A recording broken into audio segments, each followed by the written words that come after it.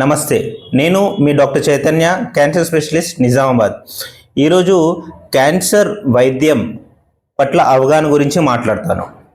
Cancer treatment చాలామంది తీసుకోవట్లేదు, ఎందుకంటే దీంట్లో చాలా అపోహలు ఉన్నాయి. అంటే పాతకాలపు ట్రీట్మెంట్ ప్రకారము క్యాన్సర్ సర్జరీ కానీ, క్యాన్సర్ కీమోథెరపీ కానీ, క్యాన్సర్ రేడియోథెరపీ కానీ దానివల్ల చాలా సైడ్ ఎఫెక్ట్స్ ఉంటాయి అన్న అపోహ ఉంది. దానివల్ల పేషెంట్స్ ట్రీట్మెంట్ తీసుకోవట్లేదు. కానీ అది ఇప్పటి కాలంలో నిజం కాదు.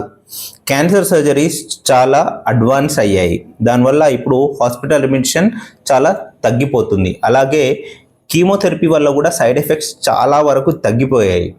కీమోథెరపీ కాకుండా ఇప్పుడు ఇమ్యునోథెరపీ, టార్గెటెడ్ థెరపీ, హార్మోనల్ ఇలాంటి చాలా ట్రీట్మెంట్స్ వచ్చాయి. అవన్నీ మనకు నిజామాబాద్లో కూడా అవైలబుల్ ఉన్నాయి. అలాగే రేడియోథెరపీ ట్రీట్మెంట్లో కూడా మంచి మంచి టెక్నిక్స్ వచ్చాయి. దానివల్ల ట్రీట్మెంట్ రిజల్ట్స్ బాగుంటున్నాయి, సైడ్ ఎఫెక్ట్స్ తక్కువ ఉంటున్నాయి. సో మీకు తెలిసిన వాళ్ళలో ఎవరికైనా క్యాన్సర్ అనేది బయటపడితే దాని నుండి భయపడి పారిపోకండి.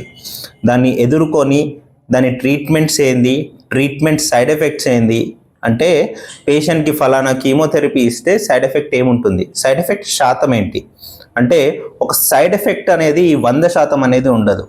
ఒక ప్రస్తుతానికి ఒక డ్రగ్ తీసుకుంటే దానివల్ల వచ్చే వాంతులు అవి కొంతమందిలో 30% ఉండొచ్చు, కొంతమందిలో 50% ఉండొచ్చు.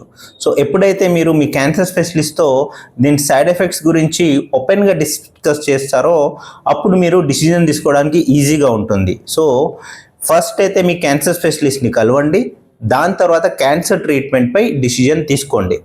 ఇంకొక విషయం ఏంటంటే ఇప్పుడు క్యాన్సర్ని నివారించడానికి టీకాలు వస్తున్నాయి. హెచ్పివి వ్యాక్సినేషన్ ద్వారా మనము చాలా క్యాన్సర్స్ ప్రివెంట్ చేసుకోవచ్చు. ఎలా అంటే సర్విక్స్ గర్భాశయపు క్యాన్సరు, మలద్వారపు క్యాన్సరు, నోటి క్యాన్సరు, వెజనల్ క్యాన్సరు, వల్వర్ క్యాన్సర్ ఇలాంటి చాలా క్యాన్సర్స్ని మనం ప్రివెంట్ చేసుకోవచ్చు.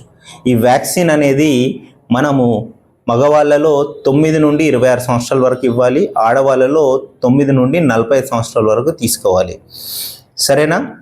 క్యాన్సర్ గురించి భయపడకండి, మీ స్పెషలిస్ట్తో డిస్కస్ చేసుకోండి. దాని తర్వాత ట్రీట్మెంట్ రిలేటెడ్ డిసిజన్ తీసుకోండి. నమస్కారం.